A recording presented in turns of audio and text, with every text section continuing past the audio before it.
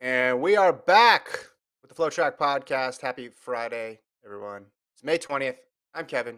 He's Gordon. FloTrack podcast at gmail.com is our email address. Subscribe to the FloTrack podcast YouTube channel.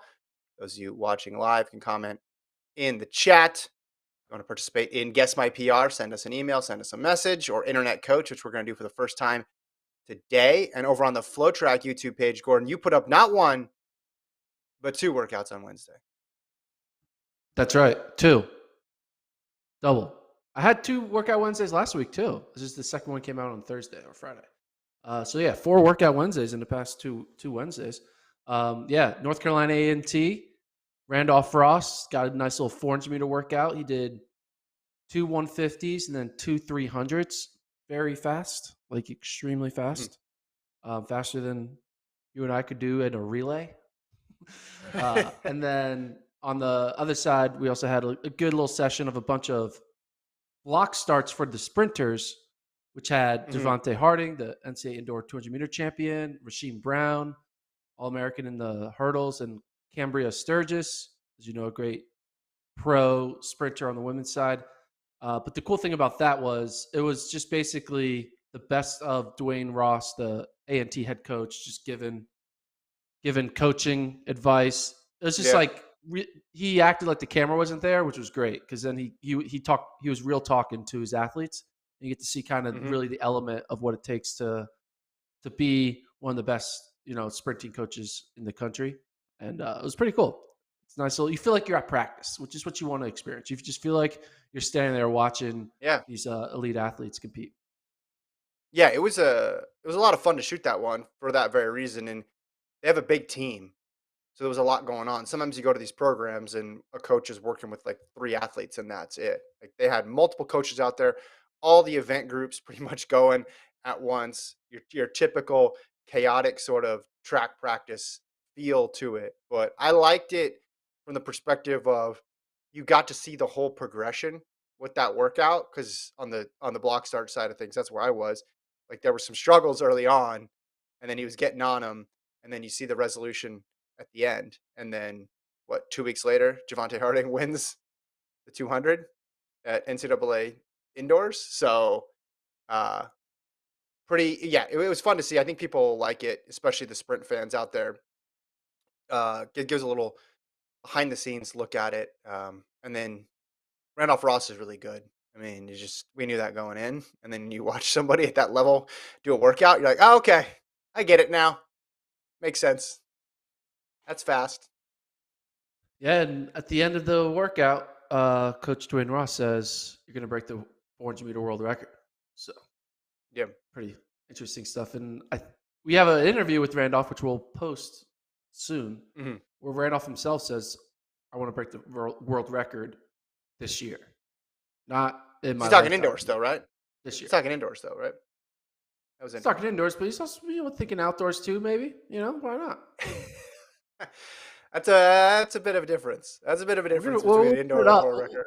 We'll pull the interview up and then let people decide. We'll let people decide. Yeah, we shot it before the indoor championships. We'll say that. Anyway, check it out. It's exciting. Also, the whole idea, they never know when the session is going to end, which is why I call it the blind workout there, or was a series of 1. So throughout the workout, you're always asking them, do you guys know what you have? Do you guys know what you have? Because you knew, but they did not. So that was kind of an interesting twist on how they did that workout. So check it out. It's on the YouTube page, on the website. You also have your NCAA show this week. Are you want to save talking about that until later?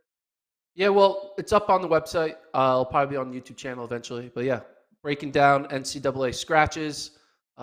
Interesting, kind of surprising scratches, I would think. Surprising non-doubles, surprising doubles. And I kind of break it all down in 10 minutes or less.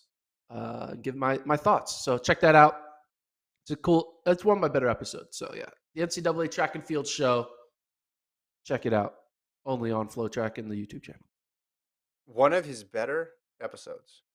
I like it. According to Roger and Ebert. Siskel and Ebert. Siskel. No, is it Roger and Ebert? It was Roger Ebert. Siskel. Roger. Siskel passed away. A while ago. Yes. So you're right. Yeah. Rodrigo. Well, according to Rotten All right. Tomatoes, it's certified fresh. Yeah. Certified fresh. Okay. Good. Well, we'll talk more about that later. All right. Let's get into it. The USATF Classic, Distance Classic, was last night at Mount Sac. I got a couple winners here, Gordon, that I want to point out. First winner, Cooper Teare. He ran in the slower section of the 800, but he won it. He ran 147.9. Again, would have loved to see him in the faster section, but the faster section wasn't much quicker at all. Brandon McBride ran 147.39 in that. So safe to say, Teare would have held his own in that field as well. So he ran well. But the other reason why Cooper Teare was a big winner is you click over to the men's 1500 results, because we've been waiting for somebody in the US to make a move, to make a statement, to do something in that 1500, because we know that Cooper Teare is versatile. We know he's good in the 15 and the 5. And you've made the argument, and I've agreed with you on this argument now, that the 15 might be the easier path. And it's becoming clearer and clearer that that is the case, because you look at these results, his training partner, Cole Hocker, only gets third, and he's the first American. So we're just over 30 days to go until USA starts, and we only have a handful of guys with the standard in this event. The opportunities for more athletes to get the standard is dwindling. And of the athletes who do have the standard, you have to like Cooper Teare's chances in the 1500 against all of them. Cole Hocker, his teammate, he's beaten and just got third. Colby Alexander, Matthew Centrowitz, who we haven't seen this year, Wynn, and Johnny Gregoric. That's it. I mean, the Teare Hocker group right now represents 33% of all of the World Championship standards in the U.S. And Teare has done well against Hocker. So between what he did in the 8 and what happened in the 1500, things are looking good for Cooper Teare in the 1500. Yeah, they're looking good, but I just was discovered this last night because I was texting a coach and I was talking about USA's 1500 5K. Cooper Teare actually is going to have a really hard decision because I thought the 5K was before the 1500, but the 1500s are before the 5K at USA's, meaning Mm-hmm. he has to be like, he needs to decide, like, am I going to do this 1500? Because I am. I'm going to, potentially hurt my 5K chances by going into the 5K not 100% fresh because you have Right. to do two 1500s before the 5K. So it's like it's a weird catch-22. You know you have a better shot in the 15, but going for it will make your shot in the 5K even harder. And if you want to Yeah. make it in the 5K, you want to give yourself the best opportunity. So if you're his coach, if But you're that's, him, if you're the little thought in his head, what are you whispering to in his ear right now? I think his better chances in the 1500. So you're saying that his better event comes first. That's what everybody wants if they're doubling. They want their better event to come first because they don't want to go in tired to their best event. I think the pre 2022 way of thinking was that Teare is 5,000, 5,000, 5,000 guy, but he clearly is awesome at the 1500 too. And he clearly has a better opportunity just with the competition. If you take the top 3 guys, who are the top 3 guys right now in the men's 5,000 in the US, would you say? Let's just I say mean, Chalimo, Fisher, Kincaid. yeah. Put those 3 up against who are the top 3 in the men's 1500 in the US right now. Hawker's got to be one of them. And then who else? Who else do That's you it. feel as good as you feel about those 5,000 guys? So I get what you're saying, but I think you almost have it reversed. I think it's good that the 15 is going to be first because I think that's clearly his best chance at making the world championship team. And I think Thursday night just proved that further. But here's the thing. Your best chance is from our perspective. Athletes have different brains, man. They think differently. They're great because of the way they think differently. And there's going to be a lot of there's going to be Cooper Teare could be like, why are you settling for the 15? I'm going to make the 5K team. That's what I'm good at, and there just could be that overconfidence and that can cause you to make this because we're looking at it very democratically. very like no emotion, very like we don't see any of the workouts, like no Yeah. influence, right? We're just thinking like, Sure, sure. hey, 5K is harder than the 15. But if you're a professional athlete and you're one of the best, you're not trying to dodge competition and be like, oh, what's my easiest route? You're just thinking like, what do I think I'm best at? And if you think you're best in the 5K, I mean, this is what happened to like Kate Grace. Kate Grace should have ran the 800, but she's like, Mhm. no, I believe I'm a 1500-meter runner. And then she went for the 15 and she didn't make the team. Um, Sure. but, you know, so But they can read descending order lists and they can look at results and they can look at who has the standard and who doesn't. And I think in this case, it's just clear. Let's talk about his number one threat in the 15, which is Cole Hocker. I was surprised that he got third in this race. Gordon finishes behind Neil Gorley and behind Sam Tanner. Those two guys ran 3:35. Cole Hocker ran 3:36. I know, stunning, shocking that it was a 3:35 1500-meter race with high-level athletes in the United States. Completely could not have predicted that finishing time at all. But what do you make of Hocker's season so far? Knocked out some standards, did that 4 by mile attempt where he wasn't pleased with his split. Obviously, Teare ran faster than him there, and then now he's getting beat by two guys that he's ranked ahead of. well, I think the issue with Hocker is like there's no like avalanche of US 1500-meter talent trying to knock him off the mountain, right? Centro hasn't run. So like there's really no like he's running His well, but teammate, there's not that pressure. But the pressure is coming from a 5K runner, his teammate, right? So it's just a weird situation where he's kind of unintentionally settling in my mind. I don't think he's actively settling, and I'm not trying to use it as a criticism. I'm just saying like if he was I truly believe if Cole Hocker was a 100-meter runner, he would be running faster. If that makes any sense. what I do you know that mean? might sound What? weird. Just the That doesn't make competition any is so sense. bad in the US that like it's But hold kind of on, hard for hold on, hold on, hold on, hold on, hold on, hold on, hold on, hold on. He needs to stop thinking about the U.S. though. I don't think he's just thinking about the U.S. Look at where he finished in you the world naturally do last though. year. You And naturally you do. It can't. doesn't matter. If he's thinking medal, you got to be able to beat Sam Tanner and Neil Gorley. If you're going to bridge the gap to Ingebrigtsen, Cherry, Kipsang, Kerr, you can't lose to that next tier of runner. That's what I'm saying. Yeah, but at a young age, you're still just in the mode of make teams, make teams. That's the most important weekend. The most important weekend is USA's. I gotta keep going. I gotta keep making Yeah, teams. I get that. And like, I mean, maybe Hawker's thinking, oh, I got 6. I'm gonna get a medal. Like, yeah, I'm sure that's like, but I think that's like the secondary goal. I think the primary goal is make another team. Like that's more important than. I mean, obviously, it's just like you got to do that. Yeah, I'm There's not saying. no other, Yeah, you know. I'm not saying his future is written by his performance at the USATF Distance Classic. I'm just saying it's weird to see him lose this race against this level of competition. Now, really, what has he run the last couple of years? Because he's coming out of college, so he ran a lot of races in college against Teare or top flight collegians, where he would usually win or finish top 2 or 3. Ran the trials, ran at the Olympics, and then earlier this year, Milrose, he got beat in that race, the Beamish race, and then he goes to Spokane for U.S. indoors and wins both of those. So you're right. You're right. Like he's just been basically dominating the competition on the US side of things. I was a bit surprised, and that's why it rolls into the whole Cooper Teare winning this meet idea, is because Hawker looks beatable.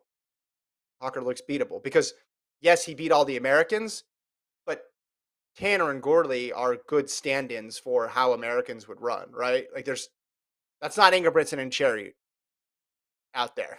Those two guys.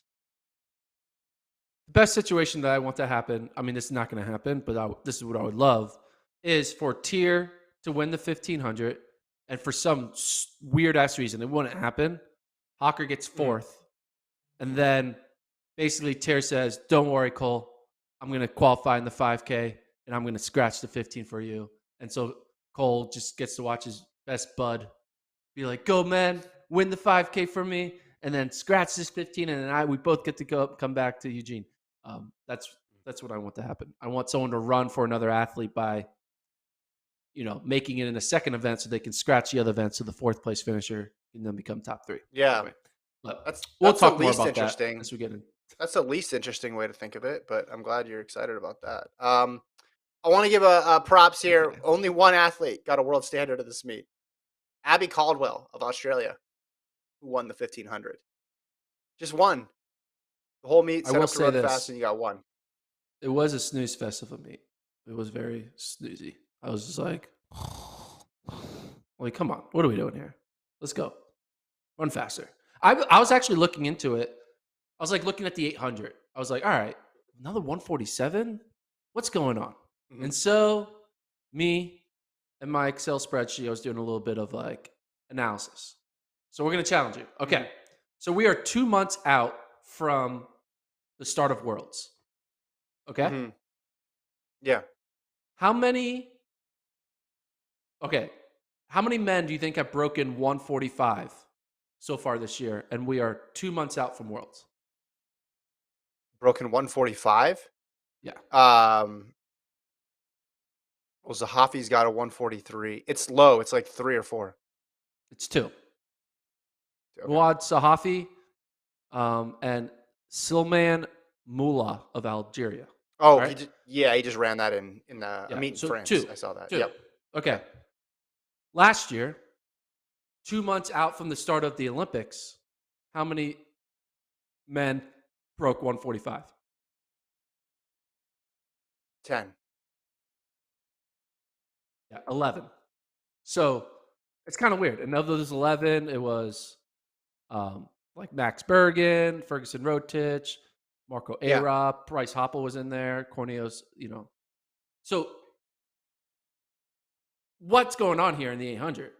How can, I at don't the know. same time span I have no idea. out from Worlds, you have two 140 sub 145s this year, last year, 11. And it's even crazier if you do like sub 145.5, then it becomes like Yeah. 25 to like 6. It's like Yeah. nuts.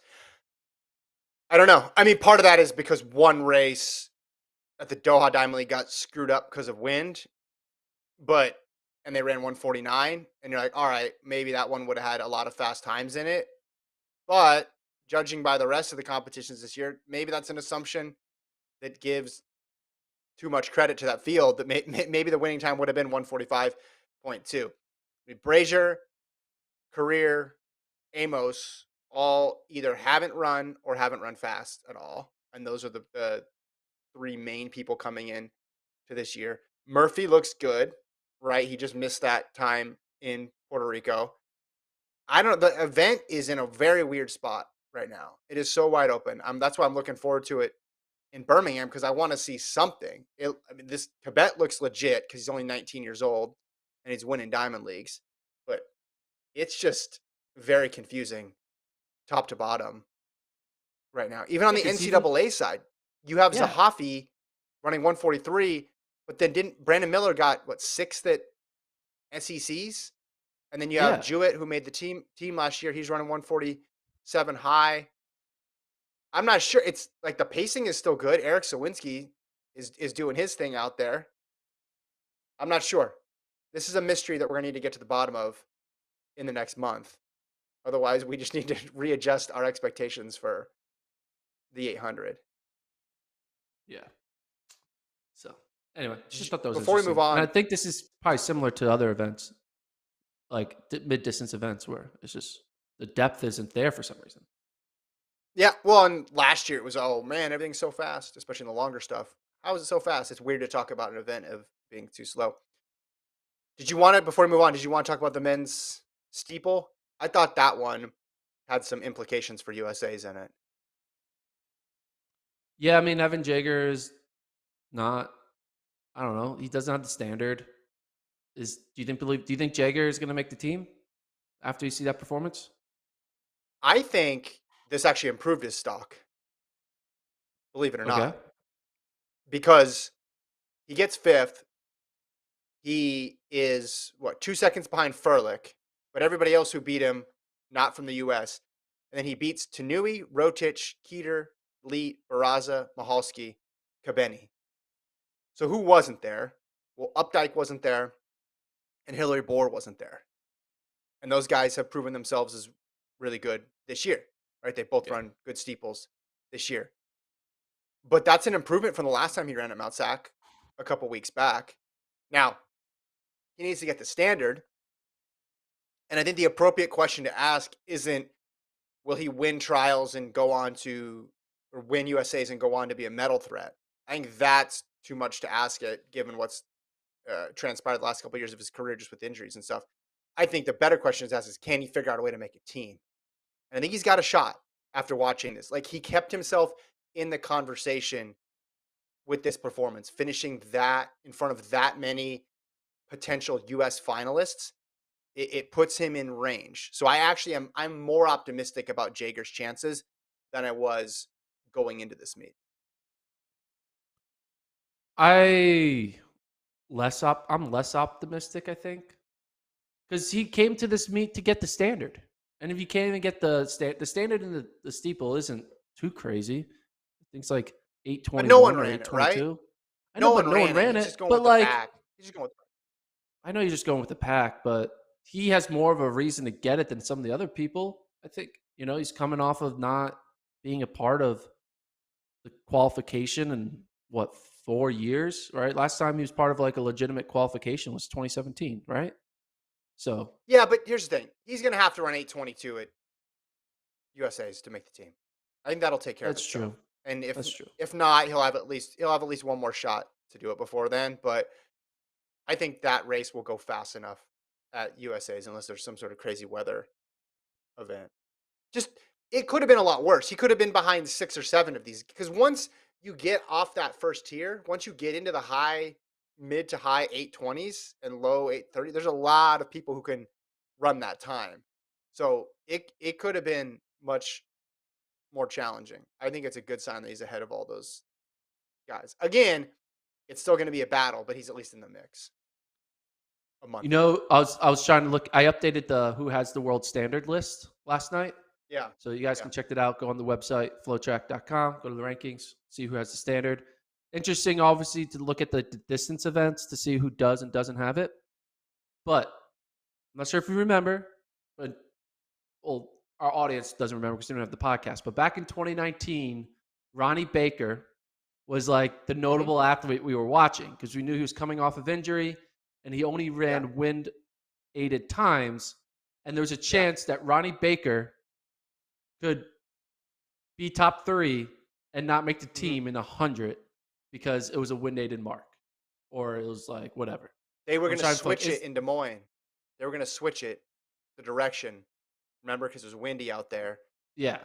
Yeah, I remember this. Yeah. It was like, will Ronnie Baker get the standard? And he didn't even know, like, oh crap, if I get top 3, I might not make the team. And I was like, is there any Yeah. notable sprinter out there who could get top 3 and not make the team? And I found it. Kenny Bednarek in the 100 meters. He does not Hmm. have the standard in the 100. He has it obviously in the 200. But if Kenny B finds a way to get top 3 or really top 4, because Christian Coleman has a bye, in Yeah. the 100 meters, Kenny B could not go because he doesn't have the standard. Well, 19 was different though because Baker was hurt in the run up. I think if Yeah. Bednarek is healthy in the run up, he'll be able to knock it out. But I do remember that because I think the semi he ran fast enough, but it was wind aided, and then it was potentially going to be wind aided in the final because they're going to switch the direction. We're thinking, hey, no, have him run into headwind. Times will be slower, but at least they'll be legal, and he'll be able to get the mark. But he didn't end up becoming an issue. In any event, all right, that's USATF Distance Classic. Got a couple more news items to get to here. Hoka Naz Elite has a new coach, Olympian Alan Culpepper is going to take over for Ben Rosario, who will now be the executive director of Hoka Naz Elite. Culpepper was at UTEP. He coached himself during his successful career, and part of this was an effort, according to Hoka Naz Elite, was to expand the group beyond the marathon, to have athletes in shorter distance events on the track, and also to give Rosario time to just focus on those duties and not need to worry about um, focus on the duties of like running the promotional aspects of the team, building the marketing side of it, and having someone else handle the coaching side of it. Which made me think, Gordon, this is a true thing about track and field. Everybody in track has more than one job. Everybody in track has more than one job. I mean, can you imagine Steve Kerr's out there coaching, but also thinking about writing the newsletter for GoldenStateWarriors.com? Like Steve Kerr's like, hey, I got to figure Which out is our defensive adjustments, but also like, what do we put on YouTube tomorrow? Have we talked about that yet? this guy set up the hurdles. Yeah, exactly. Yes, yes. Everybody has more than one job, and it looks like they're trying to simplify things a bit. So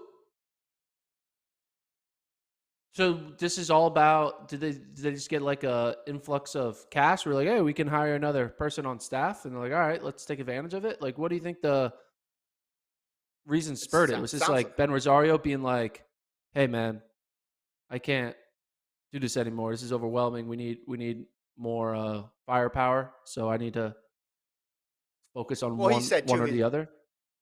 He said his specialty too is in the shorter stuff or in the longer stuff. Excuse me. So hey, if we're going to expand it into the shorter stuff, we need to bring somebody else on. I just think it's interesting from a coaching. Like Culpepper hasn't had many high profile coaching gigs. Like he's been at UTEP, but again, like the most famous person he coached was Alan Culpepper himself throughout his career. So I just think it's interesting from that dynamic because then you're going into a group with, I mean, some established names, and they have this ambition to grow it even further. Um, I think I saw on a release or one of the write ups that they would kind of keep things the same with some of the athletes who had been there a while with Rosario, not change things up too much. So maybe it's more the shorter distance folks and the new people coming in that are going to have the biggest change. But yeah, I mean, it would be interesting to see them put more resources onto the track side of things because then it's more of a complete team. And it's tough to find these complete teams in any of these groups because you have limited budget. So you got to pick a lane and kind of go that way. But if they're going to be, competitive in the 15 all the way through the marathon, um, I can see why a brand would want that. Just you have an opportunity to have athletes qualify in multiple events and run fast times in multiple events and not just basically go all in on the marathon. Do you think there's any notable NCAA athlete they're going to go all in on to try to get? That's not a road person. Well, not Christian Noble because he's already signed. So he's off the table. Um, Not notable. I mean, who's the number one prospect right now? Is it Nur or is it Yeah, it's Nagoose? Nur. Okay. I would say Nur, Nagoose on the women's side. Maybe you can find a way to get, I don't know, is Waymit signed yet? hmm No, she's still in college. No, but she's going to want to stay with her. Do you think everybody's going to go pro in the middle of the season now? Just I like, know. I mean, hey, has that's what we're doing anybody now, right? signed them? Well, Yeah, people BYU's going weird. They have pro after like half are pro, half are Stanford. not. Like Anna Camp is now pro and all that stuff. So it's a little Yeah, confusing. yeah, yeah. Well, she was out of eligibility. She was out of Yeah, eligibility. but Yeah, you know, Wayment would be. I think Nerd though, you have the Flagstaff advantage there yeah. already with him. But I think a lot of it comes down to money and the best deal that's out there, best fit. But all right, let's talk about Birmingham Diamond League. We're gonna do a recap pod tomorrow at 10 a.m. Central Time, right after the meet. So log on to the FloTrack Podcast YouTube channel. We'll do a 30-minute wrap of the meet.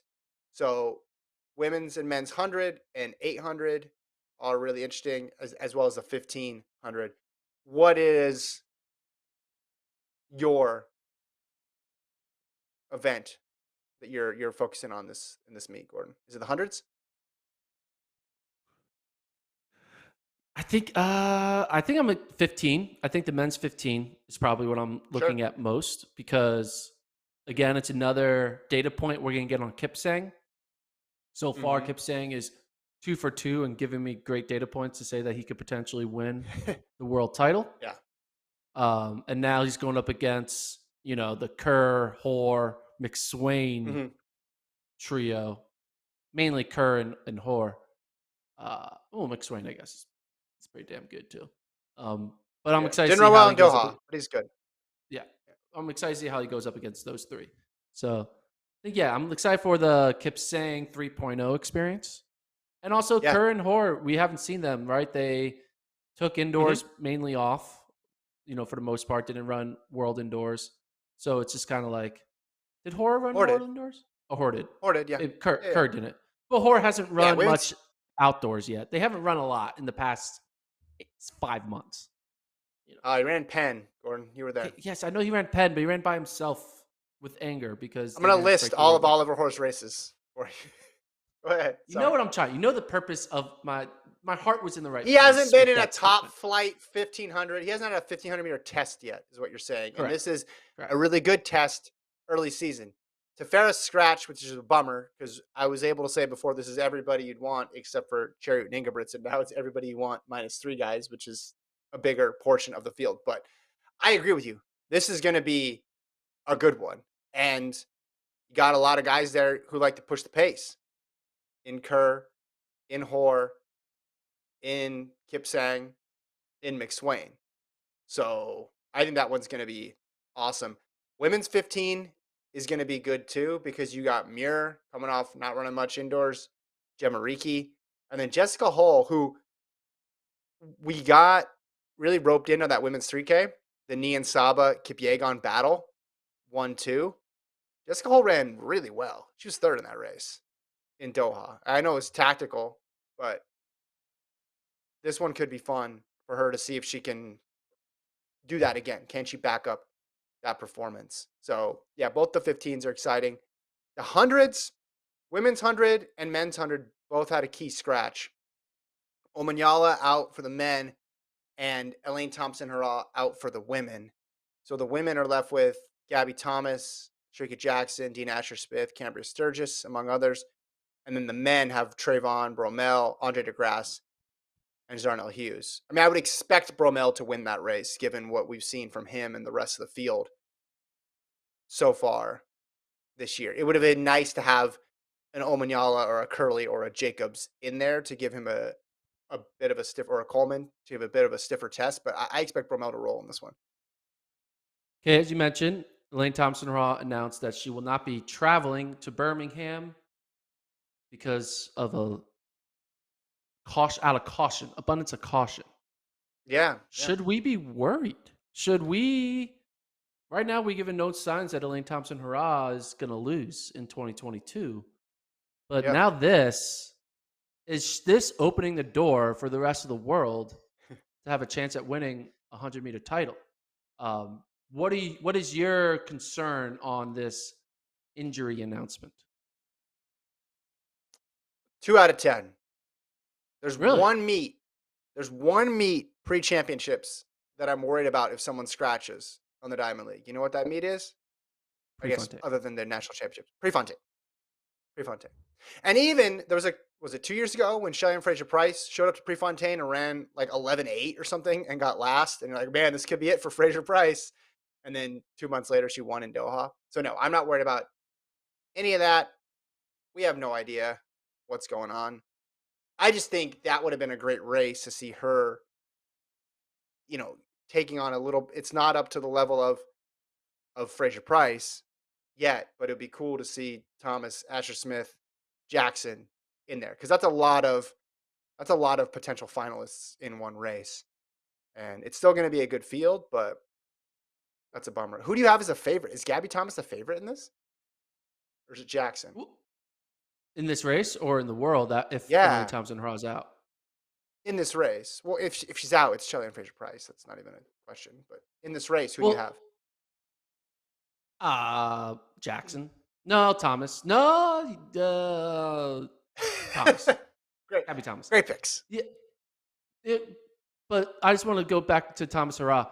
She's the reasoning that she gave is Out of abundance of caution, after she experienced some discomfort in training. Some discomfort in Mhm. training.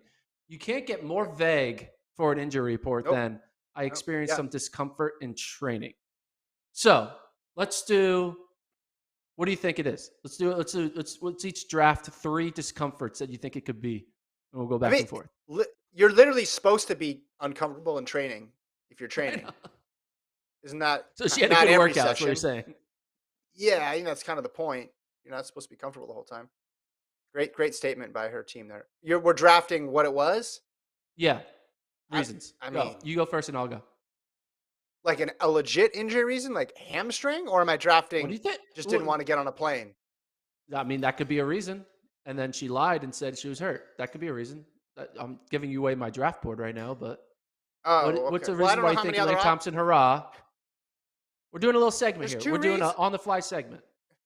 But there's only two reasons. One, Okay. she's legitimately hurt, or two, she's not because she doesn't want to run this race. That's it. That's You don't need to do a huge draft, right? That's it.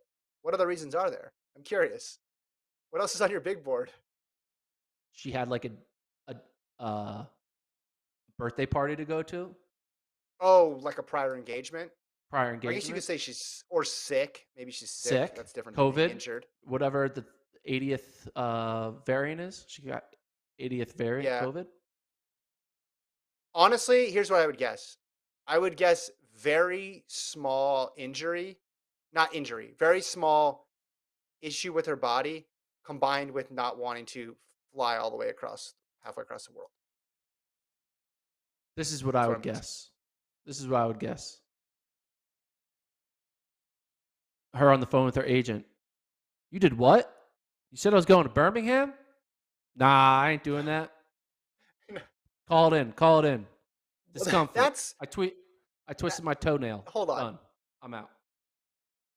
but wasn't I mean she was on the start list though. This wasn't like it was just a press release. I think it got farther down the line than all these other ones. All right, rapid fire here though. Predictions: men's 800, Hoppel, Murphy, Garcia, Kinyamal, Bull, Arop, among others. Who you got? Give me a quick pick. Uh, I don't know. I want to pick Hopple, but if I pick Hopple, Murphy will win. And then I know if I pick Murphy, Hopple will win.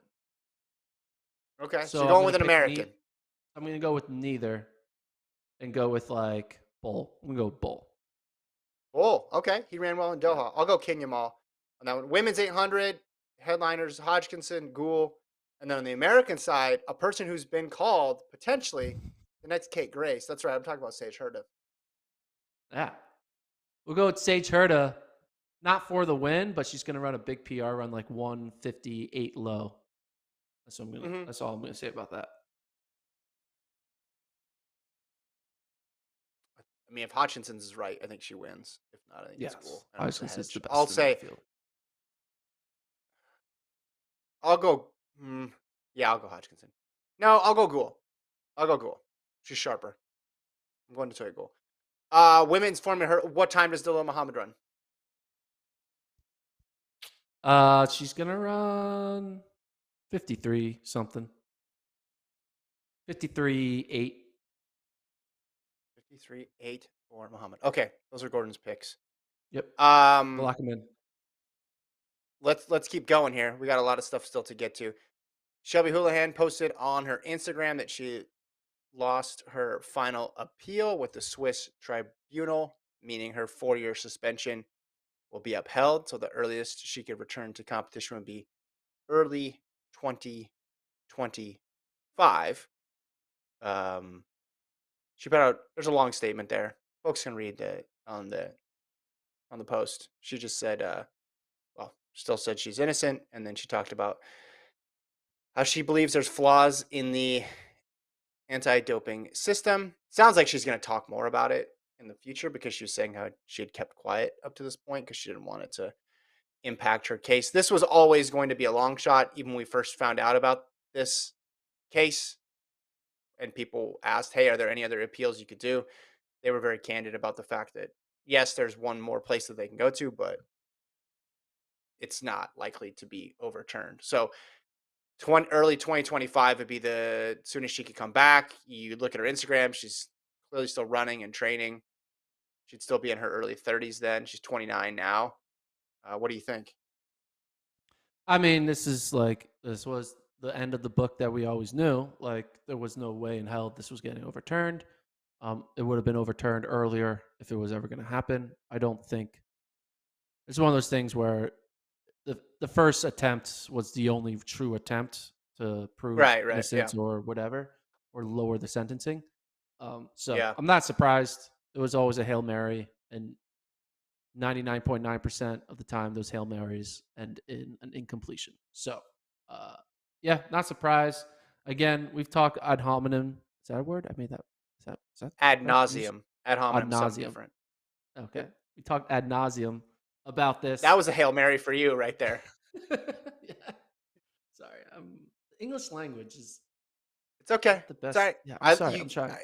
you miss 100% of shots you don't take. So keep going. Exactly. I went for it. I was trying to sound Hey, smart on this Gretzky. podcast for once.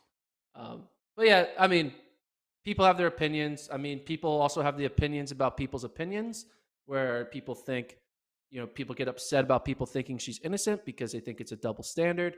Um, I always am just going to come out with, I have no idea, and these are the rules, and this is the reality we're living. So, um, I was the same way with a lot of people who've served suspensions. Once your suspension's over, we move on, right? People want doping suspensions to mean more than they do. They want it to be lifetime and all this Yeah. chaos, and they want to tweet out the words hashtag clean sport to make them feel good at night when they go to sleep, and they wake up with 20 notifications that all these people liked the hashtag keep the clean sport, whatever.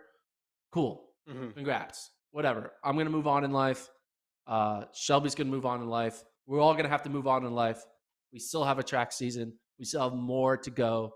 And hey, we'll see what she does in 2025. It'll be an interesting story to follow.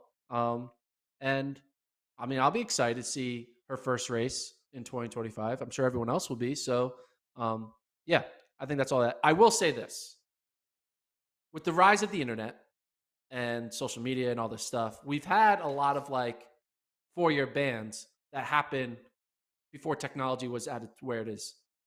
I think it'd Yeah. be freaking epic if she were to like live stream her time doing solo time trials, because it's not illegal for her to run on a high school track according to her ban. Right, She right, just can't enter right, meets. So it would be right. hilarious. I mean, she is posting a couple like time trials like a stopwatch, but like Yeah. go to Worlds and run at the Eugene High School track and run like a 4 flat 1500 and like just have fun. I don't know. Like you got time on your hands. You might as well do something Hmm. fun with it. And yes, it's going to anger people, but hey, that's the great thing about running is like no one can stop you truly from actually doing it. You just go on and everyone Yeah. can run anywhere they are. So, I mean, yeah. Four Are years you, is a if long you're a band time. athlete, here's a question. If you're a band athlete, can she like enter like a local 5K? Yeah, yeah. I think she can still do that. It's just a sanctioning thing. Okay. I mean, it depends if Could she run like the New York City Marathon? that I don't think so. Like as like a run it in Well, 3 hours. yeah, I don't know. I don't know. I think 4 years. We talked about this before. This is my last point in this, so we can move on. Um, 4 years is a long time. Like we've seen people go from the top of the mountain in the sport to being out of the sport in Yeah. quicker than that. But it also can go by pretty quickly. And I was the most high profile 4 year suspension that I can remember was Gatlin's. And before you knew it, he was back out there competing in small meets. And then you didn't know if he's going to be able to get it back. And then before you knew it, he was at World Championships and Olympics. Not saying that that's going to be the case here, but a year and a half's already passed. Yeah.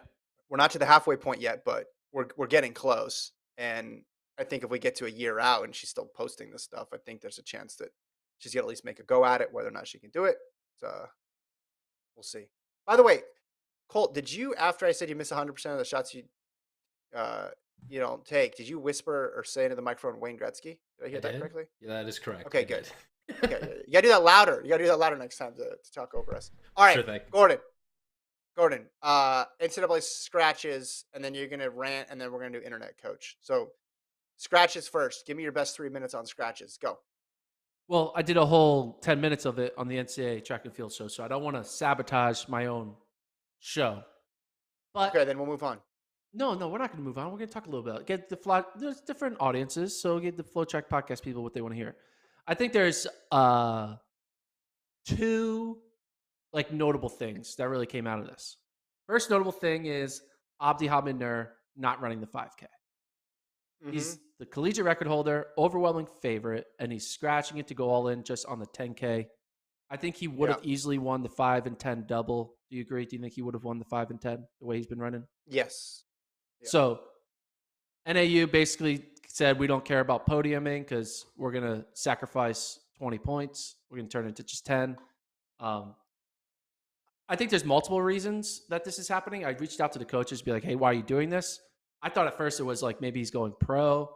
I thought Mhm. this is what I wanted it to be. You just I think want everybody's him. going pro now. I want it Love to it. be he runs the 10K prelims in the West on a Wednesday, then gets on a plane and then tries to qualify for the US 10K team on the Friday. That's what I Is thought he it was doing going to that? be. He's not doing that, but that's what I thought it Okay. was going to be because that would be kind of cool.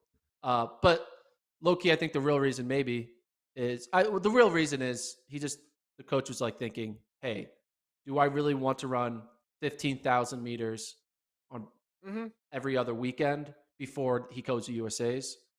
And maybe it's like less racing on his legs, so he's more fresh for USA's. Gotcha. And then Okay. this this isn't a scratch, but it's an addition. Anna Hall is running the 400-meter hurdles. Yes. She's Yes. attempting to do Love the it. heptathlon 400-meter hurdle double.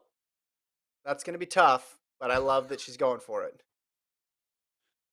I mean, I'm not sure what It's the gonna be very schedule looks like. Do we have the schedule? Like, I should probably prepare for this NCAA track schedule. so not the triple. She's not throwing the 800 in there No, no 800. or the high hurdles. So she's going for 20 points. That's the hardest freaking 20 points. You gotta do 8 events to get 20 points.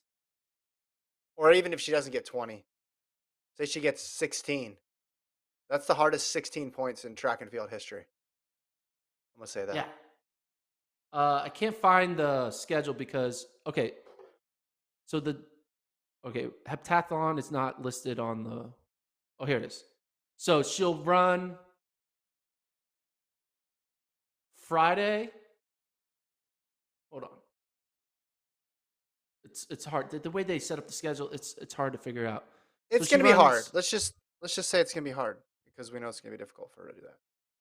She's Okay, a great she'll run the athlete, so maybe 400 meter hurdles. Oh my goodness, this is ridiculous. There's no way she's doing this. The 400-meter hurdle final is at 3:57 p.m. The 800-meter heptathlon is at 4:13. why not? Cool down. So that's crazy. She's gonna run like she's basically doing an octopathon? What's the heptathlon with Octathlon? 8? Octathlon Oct- with the 400-meter yeah. hurdles. Can you imagine running? She's gonna be.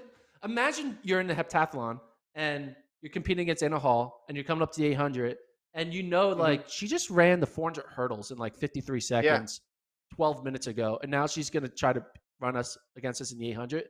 You're gonna feel so weak because of this. It's insane. So S- yeah, 400 hurdles, 7 events is too 357, easy. 800, 413. Insane. Yeah. Uh, You think she back to can do it? back. Yeah, I don't mean I think Britton Wilson's gonna win the 400 hurdles, Yes, obviously. but I think she's gonna. I think Hall is gonna win the Hep still because her 800 is so much better than everybody else's. If she goes into the 8 with the lead, and it's just like, all right, I just need to win this thing.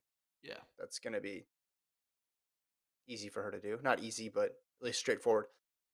Back to Nur, Bowerman implications with that decision. I know not everybody feels the same way about the Bowerman, but leaving the door open there, I think. Yeah. Well, Devontae Burnett took his name off the list. Got hurt. Yeah, that's too bad. There's not That's really tough. That's tough break Brandon there. Miller's not running well. So You can still maybe get it. He still has the collegiate record. That means something. And if he Yeah, I'm just just thinking if cruises through, Randolph Ross crushes it. I mean, we're still Azamati. it's Azamati still true. got a shot to do something special. So, okay. Um, it's time for this week's edition of Gordon's Rant. And Gordon will be talking about NCAA rules. Let's put 3 minutes on the clock. This is where we want to go. Remember, Colt, full screen, slow push into Golden's eyes. No, you don't Cole, need to slow I push. have a, a URL that we're gonna need to show. Okay. Okay. So, is there anything you want to preface So no, I'll this just get rant right with? into it. I'm just get right into Okay, go it.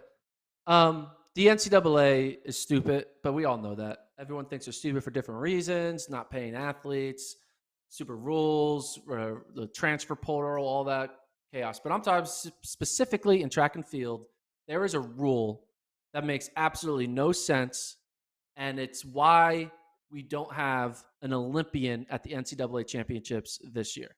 So we're going to bring up the rules. First, I got to say what the rule is. So if you go to the rule book, bring up the scroll down. If you can scroll down to section 5, no, section 6. Section 6. So, and I'm going to read it to you. It's a rule called minimum number of events. Marks will only be accepted for qualifying in meets where a minimum of 5 for indoor, but 10 events for outdoor are held. So you only can have this, your mark, you could run the world record, but the NCAA says that's only real if there were 9 other events at that meet. Who cares if you ran the world record? We need 9 other events for us to count that as real. And we're like, okay, we get it. You're doing that because you don't want people to create the 100-meter dash meet. You need to people at least have a semblance of track and field. So I get the reasoning, but no, they give exceptions. Of course, they give exceptions. They give exceptions for meets that are part of the USATF Championship Series, which is not a real thing. First of all, that's not a real thing. That was a real thing like 5 years ago. They called it the USATF Championship Series. Not a real thing. But what that means is if you run at Milrose, you don't need to hit the 10 meet threshold, and that's why that was created. So this is what, regardless, stupid. And because of this, there was a meet at Sound Running where on May 6th, Yair Nugus ran 3:39, and then he got hurt. And he couldn't run again at ACCs. So his 3:39 time is ignored by the NCAA, and now Yair Nugus cannot run in the prelims. Ultimately, he can't then go on to qualify for NCAAs, and he ran 3:39. He's an Olympian. He can run extremely fast. He would have been one of the favorites to win. And NCAA says, well, there's not 10 events at the meet. There were only 9. There were literally 9. They were one random shot put throw away from considering the 339 real, but, NCAA has the rules.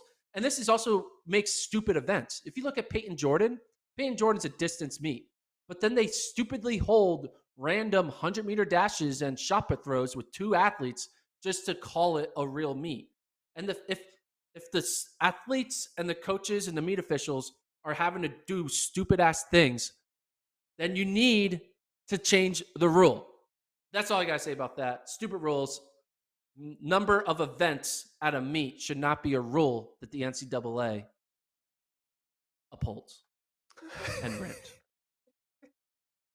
You get in tight there for the end. Good job, Colt. Well done on the production. Gordon, how do you feel about your first one? I feel like I wasn't prepared. I feel like I should have written a speech instead. I feel like I should have been like, No, these you are my crushed that. these are my No, bullet you're points. good. That was fun. Yeah, you've definitely had worse ones. So that Okay. went a lot better than I thought it was. But yeah, it sucks. I am grading you on a curve.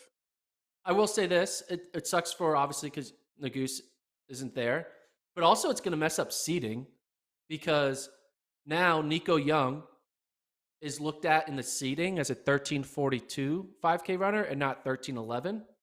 So there's a chance that the 2 heats are not going to be truly equal at prelims because Nico Young is going to be referred to a seat time of Right. 13:42 instead of 13:11, which would obviously be different. So it's all stupid. All right. It's Friday. Let's end with the fun segment. Internet coach. So we had someone write in. They're going to talk about what their goals are, what they're sort of aiming for here, their training, and then Gordon and I will do our best using our immense expertise in the area of road racing and track and field, cross country to help them out. So let's see who is going to be the first person we help out here. Colt, can we throw up the info? Okay. So this person's goal, wow. Okay. We got a serious one for the first installment. They want to qualify for the US trials in the marathon, 2:17:59. They are targeting the Stockholm Marathon on June the 4th. So that's coming up pretty soon. They've run 2:22 and 66:45 before. So they're trying to drop 4 minutes from their last or from their best mark at the Stockholm Marathon to qualify for the US trials. Okay. What do you think, Gordon? So are they asking like race strategy for that Stockholm Marathon or build up strategy for the Stockholm Marathon? Well, we'll get more info. I just like, what do you think so far? Like, how qualified do you feel you are to help somebody Oh, qualify for the trials? extremely. I'm Okay, undefeated in getting athletes qualified for the trials. Never lost. I've So I've been to two of them on the marathon side of look, things, you've been so there. Yeah. I've been around it. So I've been able to just kind of absorb all that in. What else do we know, Colt? Do we have any other info?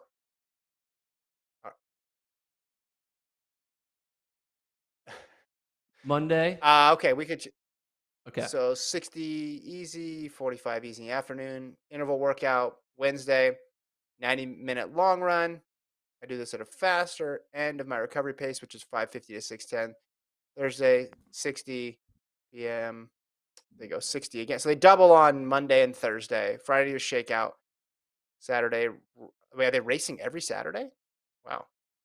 10K to half marathon. And then Sunday, 120 to 150 long run, 5:50 to 6:30, depending on how gassed my legs are after the race.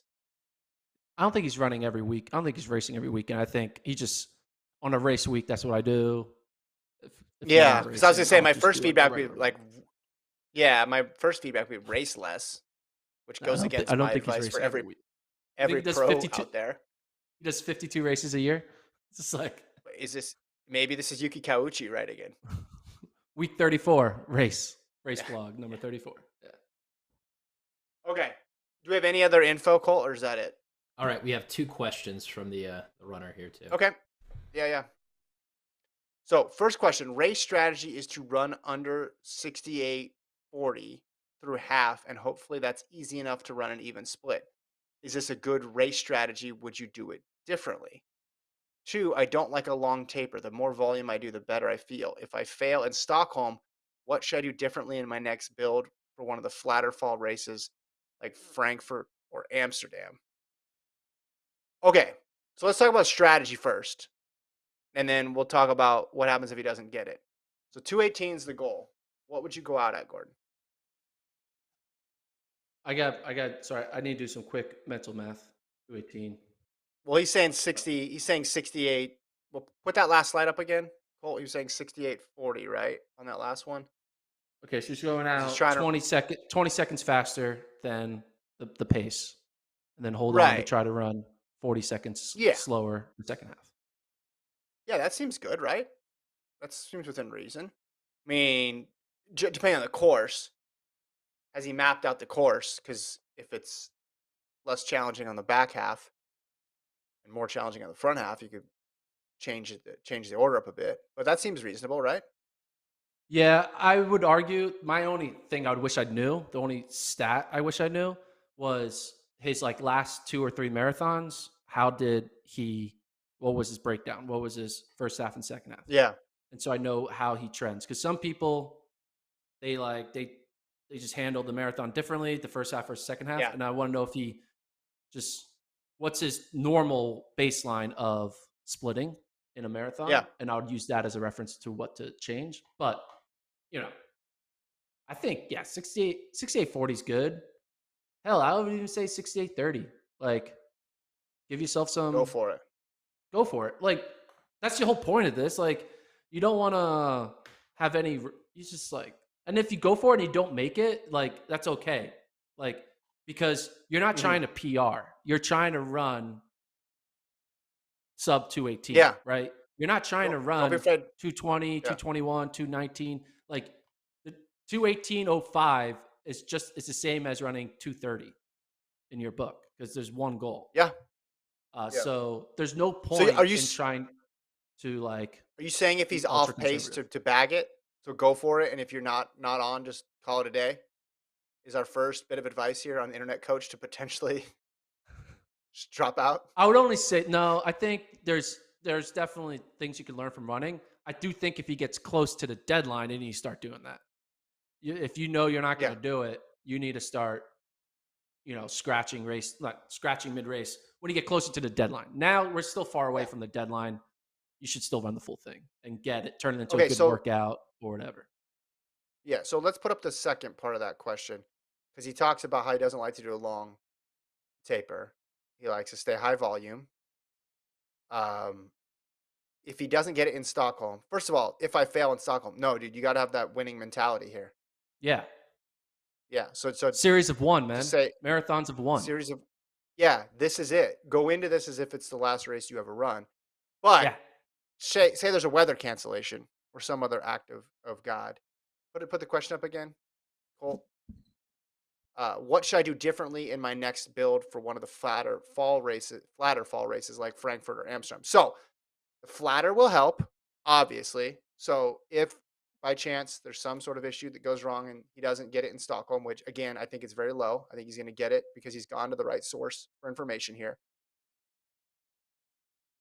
Here's one thing I would say: move to Flagstaff if you don't get it. That's my advice. Move the flag. Is that And is that knock on Mike Smith's door and ask him for help. well? Just live at altitude. I don't know where this person is training, what the conditions are like. Have they done altitude training before? I might need to do some follow ups here, but can we get to altitude before the next series of marathons? And I would say this. He says he You got hates to time too. taper. Yeah, it's time. You You got have so time. much time. Over a year, Yeah, over multiple yeah. years. He says he hates to taper. That's all mental, bro. You're convincing yourself that it's not good for you. You're just addicted Ooh, to the the feeling of needing to do volume. Like you're wrong. Tapering is ooh. good. Your brain is telling you like, no, I need to keep going because if I run less, I'm getting weaker. That's not true. Like resting is like one of the hardest like it's like the angel Interesting. and devil on your shoulder because Yeah, you're yeah, yeah. constantly convincing yourself that the more you run the better you're getting and you feel like rest is weakness. Rest is not weakness. What rest is strength. So I will tell you, get out of your own head. Tapering is okay. You think it's bad for you, and because you think it's bad for you, you go race and then you run bad and you blame it on the taper. It's like, no, that Yeah. was your brain telling you that you're not Yep. prepared, even though your body was. You're letting your brain control how your body feels. So taper, man, it's good for you. Rest is good. You don't want to overtrain. So I gotta say that. And then as for should you run Frankfurt or Amsterdam, Hmm. you gotta go to Amsterdam, man. I would rather spend a weekend in Amsterdam than Frankfurt, right? Well, I don't it want German depends. sausages and German beer for Well, it's Amsterdam just though. I Amsterdam I nightlife, that's gotta be fun. You gotta go to I think the Amsterdam. food I think the food is going to be good and the drinks are going to be plentiful wherever you go. Yeah. I think your taper advice is interesting. Now you've never run 222 or 218 in a marathon, but you've been tapering Yet. for what the last 8-9 years. So you do know something about tapering. No, I that is it's I true think you're though. honest. I mean, there's obviously some people do like take it too far, and it's like their legs do feel funny. But I think you're right. Like it's almost like when people say I got too much sleep last night. Like that can't. Like I got 10 hours. I should have gotten 8. It's like, is that it? Like I feel like you do better with 10. You just got to know how to handle it. Yeah. I think you just got to do I know how to do handle all the the taper. hard. yeah, know how to handle the taper because I feel like rest is good. There's something You don't like want to overdo it. therapeutic. There's something therapeutic about when you get into actively running hours and hours throughout a week, and then when you take that away from you, it's Yeah, like you don't yeah, have coffee all of a sudden. You're like, you feel yeah, like I need my coffee. Like running becomes your coffee, yeah. and so you don't know how to handle it, and you think it. Then you naturally just your body kind of your brain tells your body to like react differently. But if you But try to you need to replace those hours of running with something that will like occupy that exercise brain, but without yeah, but actually exercising. but if it gives you peace of mind, because mind and body are connected here, if it does give you peace of mind to do that one last interval session,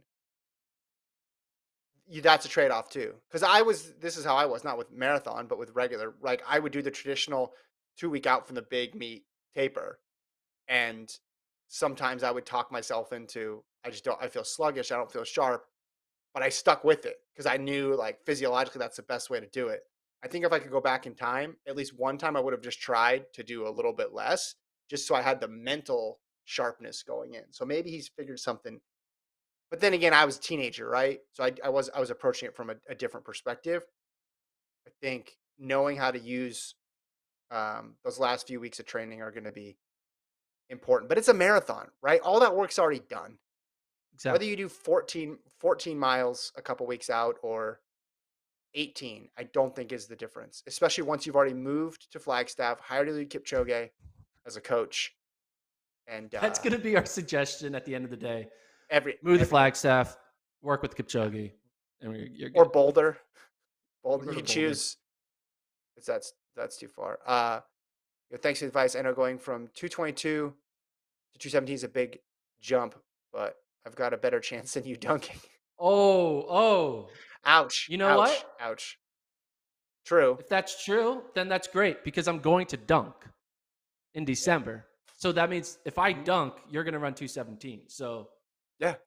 this is actually a good thing. If you think you have a better shot than me dunking, I'm like 100% confident I'm going to dunk. So therefore, I'm now Because he's been 150 tapering. 50% chance you're going to run 217. Colt, any advice? No, I'm sorry. I don't. I've never run a marathon. I know neither's Gordon. And I've run one poorly. You're about as qualified as we are. That's why I figured your advice Uh, would be worth it. Stay hydrated. You know, There you go. It's good. drink Stay water. hydrated. That's great advice. Great advice from Colt. Stay hydrated. This is going to transform though. People are going to start writing in about not rate, but just like other stuff too. And then eventually we're going to get one question from a person who's going to be trying improv for the first time. And Colt, Oh it's just going no. to be your moment. It's going to be your moment to come I'll be on ready. I'll be ready. I'll be and, ready. and guide them. And you're going to be really helpful at that point. All right. That was fun. Gordon had a Yeah. rant. Internet coach. Remember, you can email in. The best way to do it is via our email address. In the subject line, put internet coach to FloTrack podcast at gmail.com. Remember, only very serious inquiries on that I need topic. one advice from you before we sign off. Okay. Doing a bar crawl tonight. It ends at a bar where there's a karaoke. It's a karaoke bar. What should my song be? What should I end the night with?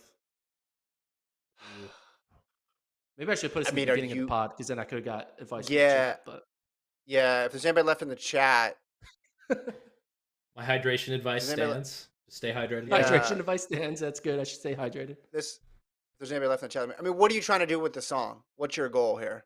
Bring the You house trying to down. go against? You trying to go Bring the against house down. type or trying to? Okay. Well, I mean, the classic ones, right? Like the journeys people like, but also people can roll their eyes at that because they think it's Yeah. corny because it's been done too many times before. And then you don't want something. You want something that people haven't heard that much, but you also you want it to not be too recent because then that's tough. What do you think, Colt? Fort Minor. You're Remember the name? That's good. That's a good one. It's a good one. I like that bass, the drop, the beat on that. what Boom, what boom, boom, percent boom, boom, boom. skill is it though?